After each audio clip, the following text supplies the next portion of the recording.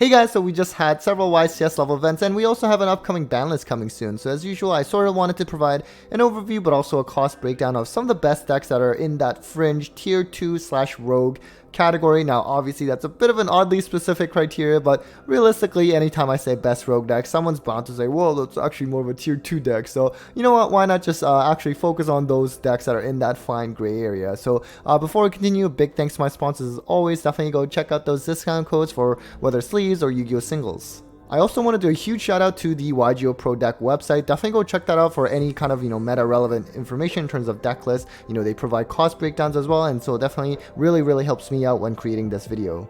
Okay, well, let's just start with Salamangreat, which of course is going to get Gazelle to 3 in this upcoming ban list. That's going to take into effect next Monday. Now, is that going to push them to tier 2 status? I mean, maybe not. But, at the same time, we can all agree that it is definitely a very solid rogue deck right now. On Dueling Book, it's actually seeing a lot of play again. 9th most played deck, which is actually pretty impressive. Back about a few years ago, even past its, tier 1 status, like, it definitely was seeing a lot of play online, but then it eventually kind of fell off. But now it's sort of back. Regional top-wise, 21st most in terms of regional tops, which is not that high, but again, at this point, this is still based on like that one Gazelle, and so it's only going to get better most likely. And I actually also want to give a shout out to Ivan, who also collects, or rather compiles a spreadsheet of all the relevant meta tops as well, so definitely also go check him out on Twitter.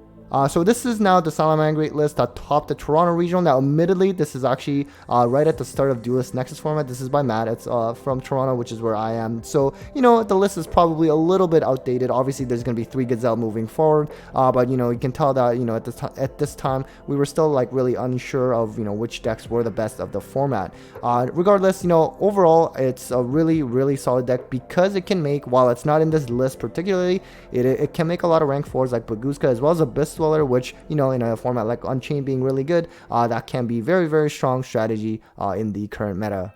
It's also able to OTK pretty easily through update jammer / access code talker, just swing out the pop and then attacking multiple times, and it just has always been known to be a very good at grinding, just because in terms of like rage can provide the pop. You also have the roar that can provide that counter trap, so overall it also has a lot of non-engine space for like hand traps or board breakers, so really solid.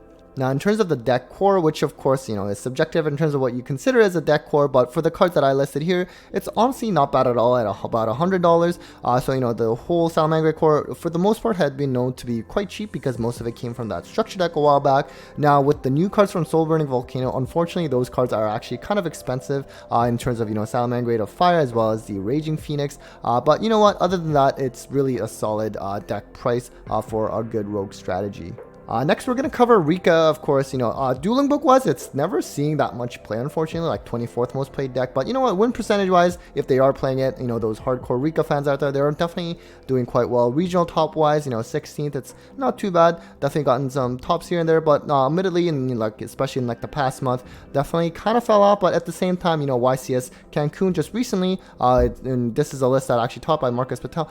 It's still showing some promise in terms of this format, as well as also moving into the next format. I mean, of course, we do have a lot of increase in play of Nibiru thanks to Unchained, which can definitely kind of affect Rikka, but at the same time, you at least have Droll kind of going on the decline with the disappointment in performance of Manedium, but you never know, that might come back too. But for now, I think there's still definitely good potential for Rikka, and deck cost wise, this exact list was definitely kind of expensive at $500, but if you kind of look specifically, you do see like 3 thrusts in there, which pretty much takes up most of the cost there. So you know what, for the most part, it's actually not too bad. I mean, and especially with this deck, it's like super consistent. And the crazy thing about this deck post side is that Rosewood / Therion lock, which essentially means like your opponent can just like activate like one spell or trap for the whole turn. It's definitely really strong.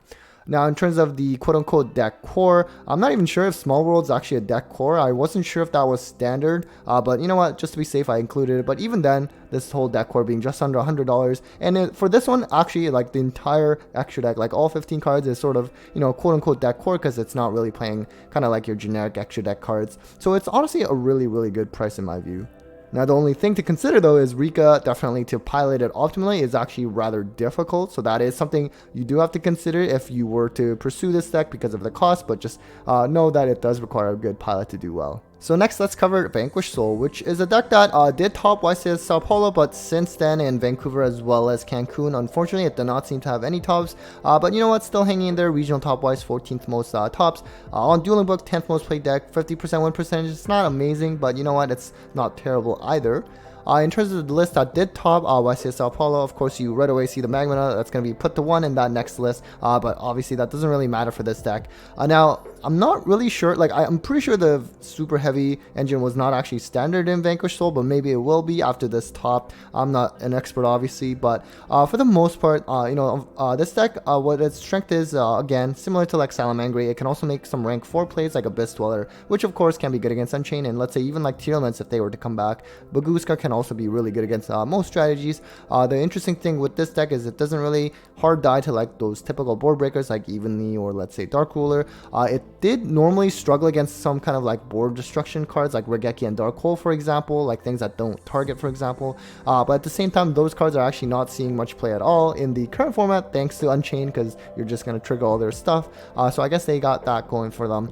So overall, I think it's actually a pretty solid deck to play, except the price is pretty expensive, you know, $600 for this exact deck alone. And while it did have some expensive cards, let's say like Kirkara in the side, if you look at sort of the quote-unquote deck core, it's still like $200+. And that's because, you know, like Stake Your Soul, like Raisin, the extra deck monster, they're honestly like all like $15 each. Even like Mad Love and Heavy Burger are like $10 each as well. So quite frankly, this is definitely a really expensive deck for a deck that is not tier 1. So purely from a cost perspective, cost efficient perspective rather, it's obviously not a great option in that regard, but at the same time, you know, again, if you really like the play style, then obviously go for it. I'm certainly not going to recommend you against it just because of that. So let's cover Infernoble Knight. So on Dueling Boy, it was the 12th most played deck with a 58% win percentage, which is quite high. 11th most tops in terms of regional level events as well. But of course, most notably at YCS Vancouver recently, my good friend Bester, actually, he did finish top 8 with Infernoble, which you can also check out the deck profile on my channel.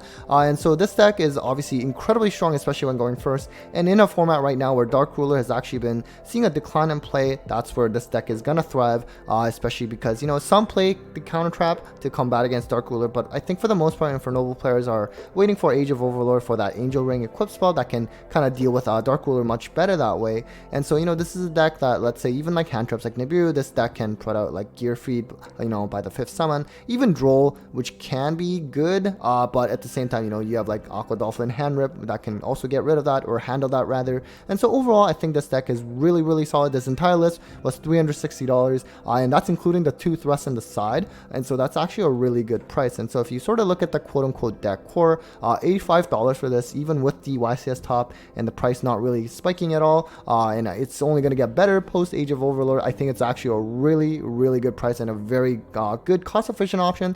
The only downside to this, again, similar to Rikka, is that, you know, it does require a good pilot. It's definitely a lot more complex than a lot of other decks, so definitely keep that in mind. And lastly, we do have Floowandereeze, which of course just won the YCS Cancun on Dueling Book, 4th most played deck. So it's definitely seeing a huge uptick in play again, and about 60% win percentage. You know, Floowandereeze, no matter regardless of whatever the format, it always has a really high win percentage. It just absolutely bodies people, especially on Dueling Book. And so far, tied for 12th most regional tops, which isn't all that too high, but at the same time, this is probably actually going to go up a little bit more now in the next ban list, next format, just because it does have a good Unchained matchup. And so this is a list that in particular did win the YCS Cancun event, and you know, it's $400 for this. It's pretty expensive, as you can tell, mainly from the thrust, but also Pot of Prosperity definitely is a card that you need to play in this deck, and that's definitely shot in price thanks to the ban list, or rather lack of a ban list that really hit anything.